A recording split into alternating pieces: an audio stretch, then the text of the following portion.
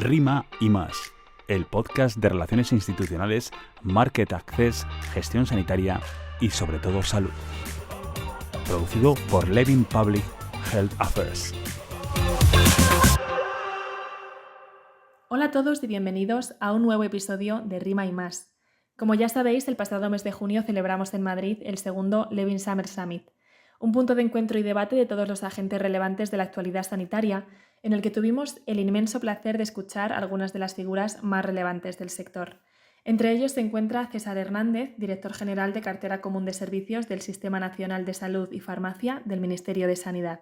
Escuchamos a continuación la entrevista que le realizó en directo y en exclusiva Ruth Pavón del Valle, directora general de Levin, para conocer los retos y prioridades del Ministerio de Sanidad en materia de cartera y farmacia. Rima y más. ¿Qué resumen harías a día de hoy de todos estos años dentro de la Dirección General y sobre todo qué logros destacarías especialmente estos últimos años que podríamos decir que han sido de una especial intensidad regulatoria? Bueno, buenas tardes a todos. Pues no lo sé. Agradecimiento a toda la gente que me ha ayudado a hacer cosas y a sentirme contento y realizado con el trabajo que he hecho en toda mi carrera.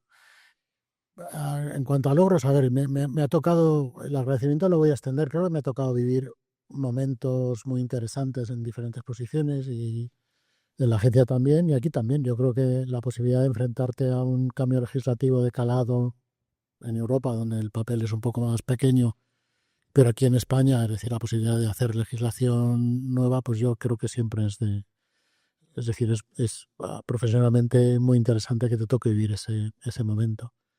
Y los logros, pues para el final, cuando lleguemos al final, pues la gente que evalúe si ha habido logros o no. Yo creo que soy muy del Atleti, pues día a día, partido a partido. No puedo decir mucho. Bueno, pues si te parece vamos a arrancar por la actualidad de los últimos días en Europa.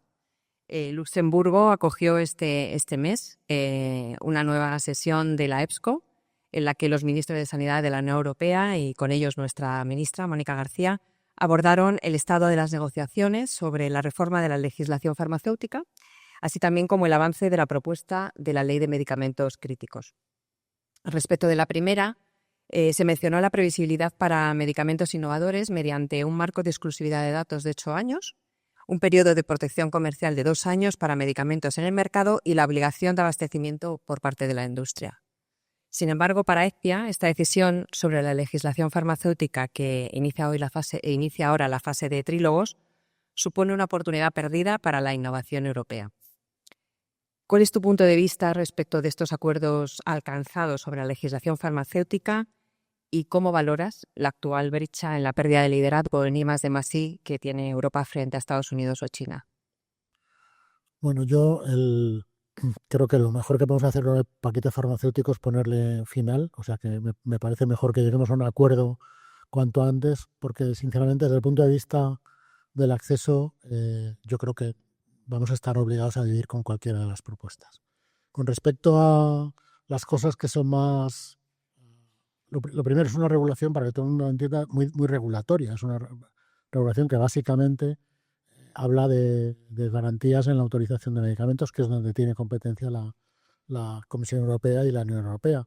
Sin embargo, tiene algunos aspectos que están puestos los ojos un poco más allá y pretenden pues impactar en temas de acceso, de los que ha habido problemas en los países de Europa, pequeños, sobre todo, con mercados de un tamaño que no es tan relevante como para ser atractivo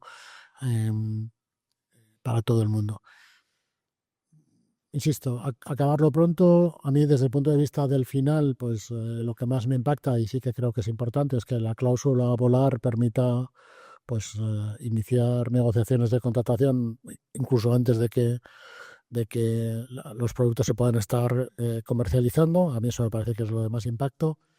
El tema de los vouchers, que son los incentivos para antibióticos, pues también me parece que puede ser relevante, pero también me parece que la peor opción es no hacer nada. Es decir, ahí tenemos un problema en el que forzosamente hay que poner algo y a partir de ese no hacer nada, pues hay varias opciones. Pues esto no depende directamente de mí. Y en el tema de la protección de datos regulatorios, simplemente llamar la atención sobre una cuestión. La inmensa mayoría, y cuando digo inmensa mayoría hablo de más de 3 de cada 4 veces, lo que pone final a la pérdida de los periodos de protección no es la protección regulatoria, sino las patentes. Entonces yo creo que se ha montado un debate un poco artificial en torno a todo esto. Por un lado sí que es, digamos, conceptualmente interesante lo de que los incentivos de protección de datos regulatoria, solamente en una parte, las patentes quedan fuera, estén alineadas con el hecho, es decir, que puedan estar modulados por el hecho de que se hagan ensayos clínicos, esté asociado a una necesidad médica no cubierta, etcétera, etcétera. Pero por otro lado, insisto, más de 3 de cada 4 veces lo que pone final es la patente. Eso no se toca en esta legislación y por lo tanto es un debate que me parece un poco artificial. Yo creo que la industria farmacéutica debería, y más en una situación geopolítica tan difícil como la que tenemos, mirar más donde tiene una relación a lo mejor más amigable o puede encontrar marcos de relación que sean lo suficientemente atractivos. No solamente en cuanto a precio, también en cuanto a volumen, o sea, en términos de acceso. Yo creo que en ese sentido la industria europea ha puesto un foco sobre algo que luego los CEOs de las compañías farmacéuticas pintan en blanco y negro cuando realmente no era tan importante. Y me parece un error por su parte, quizá también un error por parte de la Unión Europea el haber exagerado también la parte de qué impacto puede tener la parte de datos regulatoria en cuanto a tirón para la innovación. Yo creo que el tirón para la innovación no está ahí, no está en la finalización de los periodos de protección, está en cómo los países europeos, y esto sí que es una competencia nacional de cada uno, gestionamos el verdadero acceso. Ese es el punto donde realmente un mercado se transforma en atractivo para la industria farmacéutica.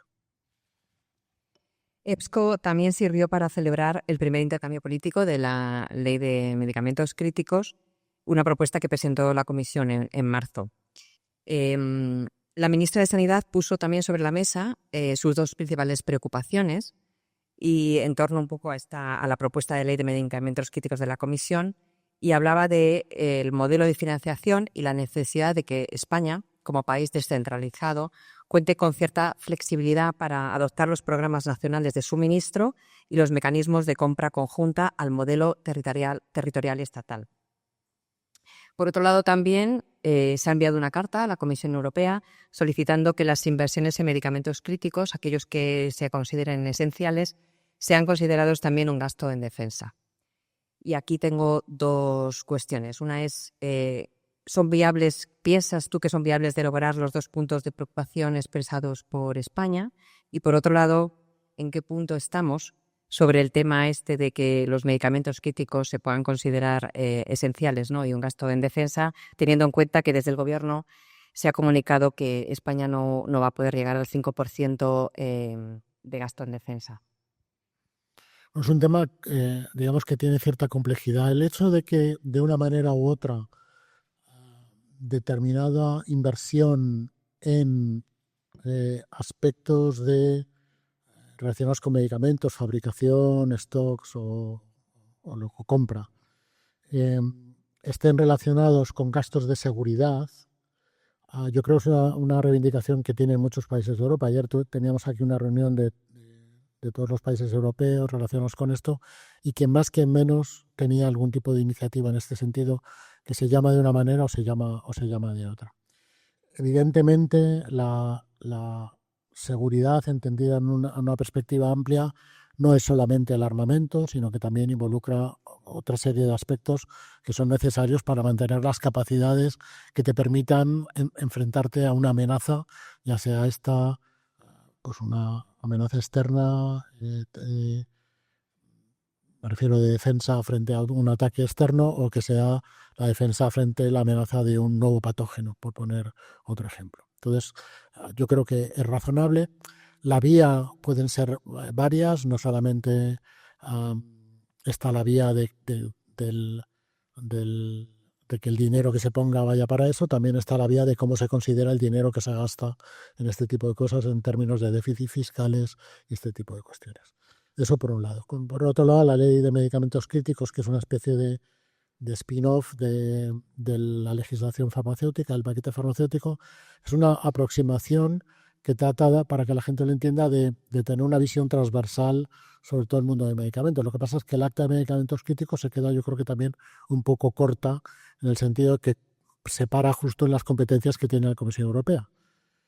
Y en esto, efectivamente, como dijo la ministra, hay una parte de compra que no es solamente ir a compras centralizadas por agregación de la demanda, sino que involucra ser parte de la negociación, punto número 1, y luego ser capaz de eso, hacerlo practicable o manejable a nivel de tu país, porque claro, no estamos hablando ya, lo que hicimos con la pandemia y las vacunas, de comprar pues palés de vacunas que venían en aviones, se distribuían a polideportivos y la gente iba al polideportivo a ponérsela, sino que estamos hablando de comprar a lo mejor antibióticos que al final pasan por una prescripción de un médico y la adquisición del medicamento en una farmacia comunitaria o que llegue a una farmacia de hospital. Estos son, digamos, eso tiene que ser compatible.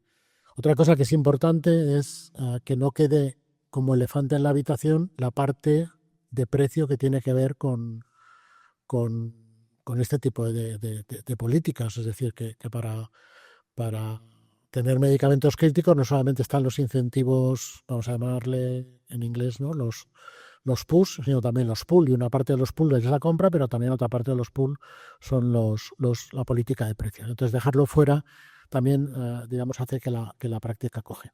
Y luego la otra parte es, y yo esto también lo voy a explicar un poco más, lo que dijo la ministra, y luego la otra parte es, bueno, vale, pero y para los push, es decir, para la parte industrial, ¿quién y cómo vamos a poner dinero? Porque obviamente todo el mundo, digamos, hace falta que contribuya en eso. Pero hace falta que contribuya y que tenga una visión holística.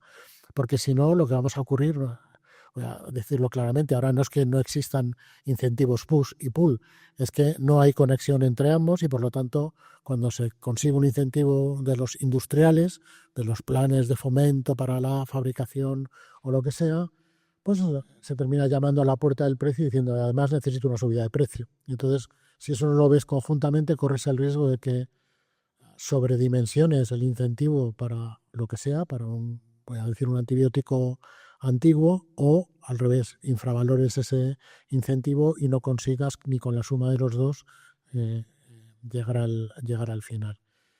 Esto es un poco también lo que hemos tratado yo. El acta de medicamentos críticos a veces me gusta explicarlo, pues se trata de poner en la misma línea lo mismo que hemos hecho con la estrategia de la industria farmacéutica, que es juntar todas las partes relevantes que tienen que ver con promoción industrial, política económica, política comercial, innovación, acceso y sostenibilidad. Es decir, toda esa parte, verla en su conjunto, porque solamente teniendo todas esas piezas del puzzle alineadas, yo creo que sí que puedes hacer una auténtica política, ya sea nacional, regional o europea, de solventar los problemas que hemos tenido con medicamentos, vamos a llamarle críticos. Realmente los problemas que tenemos son de acceso a los nuevos medicamentos porque son muy caros y acceso a los viejos medicamentos pues son muy baratos. Y todo esto es lo que hay que, digamos, ecualizar y ponerlo en la misma línea.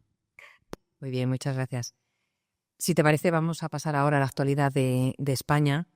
Y a principios de mayo el Ministerio publicó el informe de financiación de medicamentos innovadores en España, unos días antes del informe WAKE de EFPIA, destacando una reducción de 176 días en el tiempo de financiación de medicamentos innovadores desde el año 2020 y mejorando, por tanto, la accesibilidad a los pacientes, pasando de 519 días a 345. Este informe ha sido un esfuerzo por vuestra parte a una de las quejas recurrentes respecto del informe WAKE, del que comentabais que para otros países se tomaban los datos de acceso tempranos, pero para España no. ¿Qué buscabais o qué objetivo teníais con este informe? ¿Tiene previsto el Ministerio actualizar los datos de manera anual o cómo lo tenéis pensado hacer? Sí, forma parte de un compromiso de transparencia que incluye poner métricas al servicio de todo el mundo para que todo el mundo las pueda analizar, examinar y, en fin, criticar, ayudar o proponer, lo que sea. Incluye esta parte que bueno, se publicó una semana, yo la verdad no sabía cuándo se iba a publicar el WAKE, pero sí, lo voy a explicar. Nosotros quisimos contribuir en el WAKE, digamos, un poco enseñando cuál era la realidad nacional. Yo creo que el WAKE es un estudio que tiene una metodología que, por un lado, te hace discutir en 2025 cosas que pasaron en 2023 y por lo tanto, en fin, hay un cierto decalaje y la gente eso no es capaz de verlo. Y es por la parte de la metodología. Y luego tiene una cantidad de variación nacional en cuanto a la recogida de datos que probablemente refleja la variabilidad de procedimientos de acceso que hay en los diferentes países, pues que luego tampoco la gente era capaz de analizarlo. Bueno, pues lo que decidimos fue, como parte de un compromiso de tener información actualizada siempre, continuamente, en la página web, pues empezar por este informe, pero en el futuro yo espero que tengamos no sé si, pues algo de Business Intelligence o, no sé, un Power BI o algo así, que la gente pueda entrar y mirarlo y trabajar con ello y sacar sus propias conclusiones. Segundo aspecto que queríamos poner de manifiesto, yo creo que es injusto, muy injusto, decir que España es un país con problemas de acceso a los medicamentos. Claro, ni ahora, ni hace 4, ni hace 8 años. Yo creo que al revés, somos un país con un acceso amplio. No se me ocurre ninguna manera por la que seamos del país líder en Europa en gasto en medicamentos por Producto Interior Bruto per cápita, y no se me ocurre otra manera en la que en DDDs de uso de medicamentos, una vez que están financiados, estemos muy por encima de otros países a veces con PIBs mucho más altos que nosotros. Sí que tenemos características que hace que en algún momento pues cueste más trabajo a llegar a un acuerdo en una negociación. Y también lo voy a decir, no porque la industria en España esto no lo entienda, sino porque gran parte de estas negociaciones se producen por persona interpuesta. Tú negocias con el headquarter de la compañía a través de una persona que puede entender el sistema, pero tiene que explicarle a un señor que está en donde sea, en el headquarter global, cuáles son las características de España, de Francia, de China, de Japón, y en todo esto pues siempre se pierde una parte. Bueno, nosotros pues queríamos, como parte también de que la gente entienda cómo es nuestro ecosistema, cómo es nuestro sistema de salud, porque acceso no es solamente la decisión de precio y financiación, sino también pues ensayos clínicos, acceso a medicamentos en situaciones especiales y sobre todo el uso de medicamentos una vez que tienen decisiones de financiación. Bueno, pues que todo eso se conozca, se comparta y que sirva como elemento de debate en no solamente los discursos que tienen que ver con el acceso de manera más o menos plana, sino también con los discursos de fondo que tienen que ver con las políticas farmacéuticas que ejecutamos en el Ministerio o en las comunidades autónomas. ¿Y cuál ha sido el feedback del sector un poco al respecto de este? Bueno, yo, a ver, sinceramente, si uno pone, digamos, soslaya que hay diferencias metodológicas entre el informe que publicamos nosotros en el Ministerio y el WAIT, dicen exactamente lo mismo, muestran la misma tendencia, enseñan los mismos datos. Lo que pasa es que, claro, si quitas, digamos, 50 medicamentos, pues el número final sale de otra manera, y si no miras, que también lo digo, es decir, el acceso precoz que tenemos aquí en España es un acceso voluminoso, pero probablemente no igualmente distribuido. Es decir, todo esto hay que aceptarlo dentro del debate que tenemos. Pero claro, si en algunos países ese tipo de acceso se cuenta y en otros no, pues al final las cifras y en lo que se fija la gente, que es en qué, si estás más a la derecha o estás más a la izquierda de la escala, pues da un debate erróneo. Bueno, bien, o sea, yo creo el hecho de tener datos, y ya digo que forma parte de un compromiso y de una política activa de llevar cada vez más datos al debate público y para que estén accesibles, no tanto en fin, incluso de gasto agregado, de los informes de las razones por las que se financia y ojalá en el futuro pronto no se financie un medicamento. Me gustaría, y seguramente será lo siguiente, hacer informes un poco más generales que muestren tendencias de por dónde vamos y todo eso. Yo creo que sirven para centrar el debate, no es complicado, son datos que yo creo que tienen que estar a disposición de todo el mundo. La publicación de estos informes coincidió con la tramitación del anteproyecto de ley de los medicamentos y productos sanitarios, que junto con el posterior Real Decreto de Precio y Financiación, pues parece que deberían establecer las bases de cuál será el modelo de acceso a la innovación que quiere España en los próximos años. A lo anterior, también se le añade el Real Decreto de Evaluación de Tecnologías Sanitarias, que está en fase de tramitación. Asimismo, la futura ley pues, debería también responder a los objetivos de la estrategia de la industria farmacéutica 2024-2028. Lo que está claro es que para el sector estamos ante una oportunidad única en estos desarrollos normativos para transformar nuestra sanidad y prepararla para los próximos 20 años, ¿no? ¿Qué valoración general un poco haces sobre estas reformas? ¿Cómo crees que la estrategia de la industria farmacéutica puede mejorar y todos estos marcos normativos, la competitividad, ¿no? del sector? Y en concreto, con tema del anteproyecto de ley de los medicamentos, ¿crees que nos van a poder permitir afrontar los retos del sistema farmacéutico? Te lanzo varias cosas a la vez, pero bueno.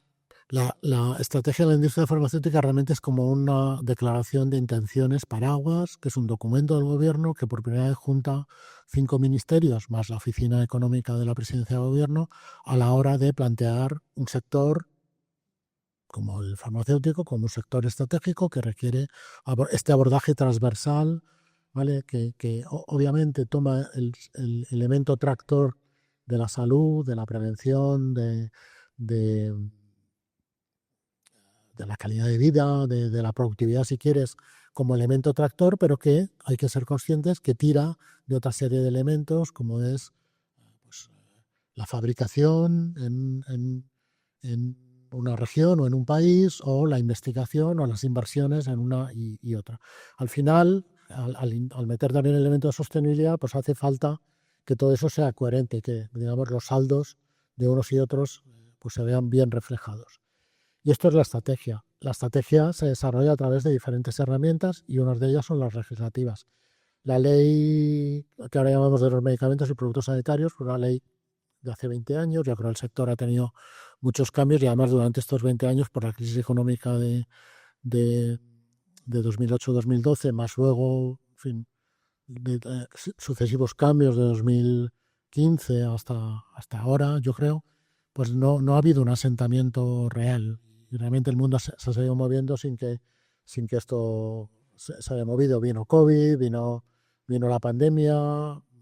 En estos años lo que antes no era un gran problema, o por lo menos no era un gran problema percibido, ha empezado a serlo, como son los problemas de suministro, la biotecnología, el perfil de las compañías farmacéuticas ha cambiado. Y ha habido mucho que requiere una actualización. Nosotros hemos partido de un análisis, esto formaba parte además, yo creo que todo el mundo lo sabe, de los compromisos que teníamos con Europa en el PRTR, la reforma 5 del componente 18 del PRTR, compromete una reforma de la ley de los medicamentos, la ley de garantías, que ahora llamamos ley de los medicamentos, comprometía también la estrategia de la industria farmacéutica dentro de la parte blanca y comprometía un análisis un poco más en profundidad de cuál es la realidad que tenemos en el sector. La realidad del sector es lo que está en la main del anteproyecto. Mucha gente ha leído el texto y a lo mejor hay gente que obvia la parte de la main. Pero en general, como elemento de referencia para poner encima de la mesa propuestas, yo creo que lo que nos hemos encontrado es que, de manera general, yo no digo que no haya discrepancias, pero de manera general se está bastante de acuerdo en los problemas que tenemos, que en términos de medicamentos la ley es muy grande, por supuesto, y tiene muchísimas cosas, pero en términos de lo que a mí me toca, básicamente se resume en 3 áreas concretas donde creemos que hay que tomar medidas. Uno, tenemos que hacer que el acceso a la innovación sea, en fin, ágil y que fluya sin poner en riesgo la sostenibilidad. Tenemos que aprovechar las ventajas que supone la competencia una vez que se terminan los periodos de protección de datos regulatorio o de patente.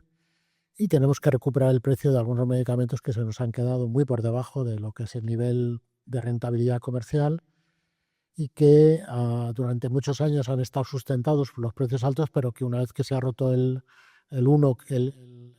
hilo que unía a las compañías grandes que tenían portfolios amplios y que te regalaban prácticamente los medicamentos más baratos porque te cobraban en el precio nuevo, una vez que se rompe ese link, pues digamos, se han quedado en una situación muy precaria y, sin duda, entre otros motivos, es parte de los problemas de suministro. Bueno, pues nosotros lo que hemos planteado son acciones sobre estos 3 esferas, básicamente. Y Y yo la valoración que tengo ahora, yo creo que hemos recibido, yo diría que lo que yo nunca había visto, pues más de 1.100 instituciones o personas individuales haciendo alegaciones. El récord el de documento lo tiene uno de 226 páginas de alegaciones. Obviamente se saturan, o sea, la lectura de las 1.100, pues no lo sé, a lo mejor 150 o 300 están muy saturadas porque se repiten muchas de ellas. Pero se están proponiendo cosas de alternativas. Insisto que nuestra línea roja es tener medidas para cada uno de estos tres elementos y contribuir a la sostenibilidad del sector. Digamos que reequilibrar el sector farmacéutico y hacerlo más practicable para los próximos años. Y más allá bueno, yo entiendo que todo el mundo se posiciona de una manera muy dura, digamos, al principio, pero más allá de eso yo creo que he recibido más ánimo positivo de continuar que no, en fin, peticiones de páralo y que esto no continúe. Y respecto de las demandas del sector que comentabas, ¿no? ¿Hay alguna medida que nos puedas adelantar que se va a incluir o...? Bueno, todavía estamos en la parte de estudiarlo, es decir, para mí yo creo que sería aventurado, pero sí que públicamente he dicho, por ejemplo, con respecto a precios seleccionados, quizá no lo hemos explicado del todo bien, esto además tiene una liturgia, o sea, llevar una ley hasta el final tiene como varias pantallas que uno tiene que ir pasando. La primera es la del propio gobierno. Ahora nos encontramos con un proyecto de ley, con un anteproyecto de ley que se filtró a la prensa y por lo tanto antes de que estuviera finalizado la gente ya estaba opinando sobre cosas que luego hubieran cambiado de manera natural. Pero insisto, en el tema de las líneas rojas, por ejemplo, una cosa que fue muy criticada, que es esto de los precios seleccionados, no deja de ser curioso que un gobierno como el que tenemos y un ministerio como el que tenemos pues tenga una posición más liberal que la industria farmacéutica, y que la industria farmacéutica lo que reclame es una mayor intervención y una menor competencia. Pero bueno, dicho esto, insisto, nuestra línea roja no es un sistema u otro, en principio. Nuestra línea roja es conseguir, en este caso, para el segmento de la competencia, pues un sector que promueva que haya volúmenes altos de medicamentos a precios competitivos lo más rápidamente posible. Entonces, a eso es a lo que dedicaremos el final. Con el tema de la recuperación de los precios, bueno, ya sabes que aprobó la Comisión de Sanidad la continuación del trámite de la ley de la Agencia Estatal, donde hay una reforma del sistema de precios de referencia. Profundizamos también en ese tema porque es una de las cuestiones donde tenemos problemas. Hablamos también de recuperar el precio de medicamentos más baratos y introducimos elementos como la posibilidad de tomar acuerdos rápidos y que esto ya no sea nunca más un acceso a medicamentos en situaciones especiales una vez que el medicamento esté autorizado. Tomar acuerdos rápidos para que, rápidamente se puedan tomar decisiones. Sí que quiero decir a este respecto, me parece muy importante para la industria farmacéutica que lo escuche, que como dicen por ahí, hacen falta dos para bailar un tango y no se trata de que lleguemos a acuerdos en 180 días si no tenemos posiciones que están cerca en esos 180 días. Es decir, si la idea es vamos a llegar a 180 días, es perfecto, pero a lo mejor llegamos con acuerdos que no son de financiación, sino de no financiación. Porque lo que hay que conseguir es que lleguemos en ese periodo de tiempo a estar cerca como para llegar a un acuerdo. Y en cuanto a tiempos, más o menos cuánto crees o puedes estimar la entrada en vigor de... Bueno, a mí me gustaría irme de vacaciones con mi parte terminada. O sea, yo no quiero... No puedo dar una fecha porque esto tiene, insisto, unas liturgias con otros órganos y otros ministerios, pero mi parte yo quiero dejarla finiquitada en 2 o 3 semanas, no más. Antes del fin de la legislatura, ¿qué tareas pendientes te gustaría completar, ¿no? en tu puesto dentro del ministerio? Las legislativas, para mí, la prioridad número 1, porque todo lo demás va digamos, anidado al desarrollo legislativo. Por debajo de todo eso está toda la parte del desarrollo, toda la parte de directrices, guías, procedimientos, formas de actuación. Es decir, necesitamos crear un marco que sea predecible para todo el mundo, pero también muy fiable, muy transparente y que todo el mundo sepa seguir. Las medidas de transparencia, también me gustaría dejar, pues eso, una publicación que sea predecible de cosas para que la gente pueda juzgar sobre lo que hay. Y bueno, y hay cosas, tengo que decir, mi dirección general, que tiene un nombre muy largo y farmacia solamente ocupa la parte final, la otra parte es apasionante, es decir, la parte de cartera a mí también me gustaría, es decir, me gustaría dejar, por ejemplo, finiquitado algunas cosas que llevan muchos años, como el fondo de cohesión y el fondo de garantía asistencial, tener autoridad, poder entrar en la siguiente fase de negociación de todo eso, porque yo creo que esta parte, no, no, no digo que no haya otras de financiación autonómica, pero esta es importante. Aprobamos, esperamos aprobar, vamos, tenemos en el próximo interterritorial el plan de terapias avanzadas, que también me gustaría pues dejarlo como finalizado y que tenga otros cuantos años de recorrido y que luego vengan otras personas y lo revisen y lo vean. Pero bueno, muchas de estas cosas son cosas que van un poco por debajo. Si tuviera que elegir, obviamente, los desarrollos legislativos, no me quiero olvidar de universalidad, que lo tenemos también en el Congreso muy parado desde la legislatura anterior, y, y- y cohesión, que también tenía medidas que eran importantes. Me parece muy importante lo que anunció la ministra este lunes o ayer en la Comisión de Sanidad de una ley de pacientes. Yo creo que esto hay que ordenarlo, porque otra cosa que también me gustaría dejar es ya ningún debate sobre si los pacientes tienen que estar o no estar, y los profesionales sanitarios. Pero si los pacientes tienen que estar o no estar, que estén y punto. Muy bien. Y para concluir, hace un año, en los premios Fundamentum 2024, en el discurso de agradecimiento como galardonado como figura pública sanitaria, afirmabas lo siguiente: estamos entre una oportunidad y un reto de crear el sistema sanitario que necesitamos, no el que necesitábamos hace 30 años, sino el que necesitaremos en 30 años.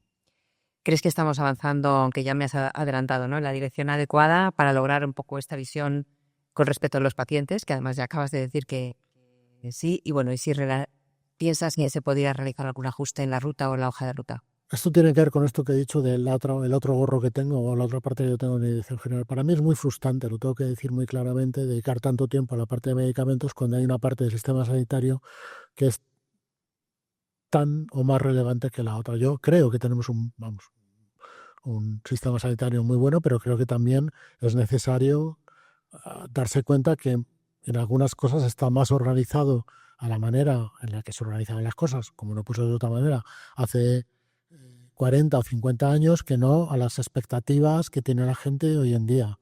Expectativas en cuanto a acceso, en cuanto a información, en cuanto a trato, en cuanto a muchas cosas. Entonces hay algunos proyectos que a mí me parecen tremendamente interesantes, que me parecen que pueden ser motor de cómo promover este giro. Aunque, insisto, con gran frustración no le dedico tanto tiempo, para mí Únicas es un proyecto que me parece que puede ser un proyecto transformador de la realidad, de cómo, lo voy a decir muy simplemente, cómo pasamos de un sistema en el que el paciente transita el sistema sanitario por muchos sitios, a veces llevando una carpeta con un montón de información, a otro sistema donde el sistema sanitario pasa por el paciente y no hace falta que alguien de un pueblo pequeño de Extremadura se plantee ni tan siquiera cambiar su domicilio a Barcelona o Madrid porque tiene un niño que requiere una atención. Creo que esto es una parte muy importante, y a veces esa pequeña parte que se llama farmacia ocupa mucho del tiempo de todos y dedicamos muy poco tiempo a esta otra parte que sería fundamental. Presupuestariamente es lo mismo, de los 100.000 millones de presupuesto sanitario, pues 24.000 se van en medicamentos y productos sanitarios de dispensación en oficinas de farmacia, y 30.000 si contamos todo lo que es un tercio, es mucha parte. Esto no se evita, esto también es un coste de oportunidad porque compite con otras cosas que la gente demanda. La gente demanda, por supuesto, prevención, diagnóstico precoz, screening, tratamientos que no son medicamentos, alta tecnología que no son medicamentos, atención temprana. Para mí, aunque las competencias de sanidad son escasas, me parece de estas cosas que también cambian la vida de las personas y que tiene un valor muy por encima de lo que a veces en medicamentos estamos hablando. Y luego otra cosa Y por eso he ido a atención temprana, porque hay veces que parece que todo gira en diagnosticar algo y ponerle un tratamiento y luego en decir, oh, qué bien que, en fin, cuánto nos hemos gastado, cuánto nos hemos dejado de gastar. Y ponen muy poco énfasis en el seguimiento y en el acompañamiento de las personas. Entonces, esto es lo que me gustaría también, digamos, resaltar. Eso es lo que yo quise decir con lo del sistema sanitario. Cuando dijiste, me quedo así un poco, digo, a lo mejor lo tengo que negar, pero no. Eso es lo que yo quise decir con eso y lo creo. Creo que tenemos que pensar que hay mucha gente con problemas de salud que no accede al sistema sanitario. Tenemos gente con problemas de salud mental que tienen auténticas barreras. Hoy tengo una reunión con gente que trata adicciones y todo eso y sinceramente plantean cosas que son muy pequeñas y que tal y como está pensado el sistema sanitario no entra, porque es más fácil que entre un medicamento de 1,5 millones de euros que entre un impacto presupuestario de 1 millón o 500.000 euros para un programa de salud, simplemente porque no hemos sido capaces de ligar eso con un programa de salud, ¿vale? Simplemente porque lo hemos fragmentado y no lo hemos visto con esta visión transversal. Muchísimas gracias, ha sido un placer entrevistarte, es un lujo y además la verdad es que lo pones muy fácil porque, como dices, te he podido preguntar lo que he querido y tú tienes respuestas interesantes para todo.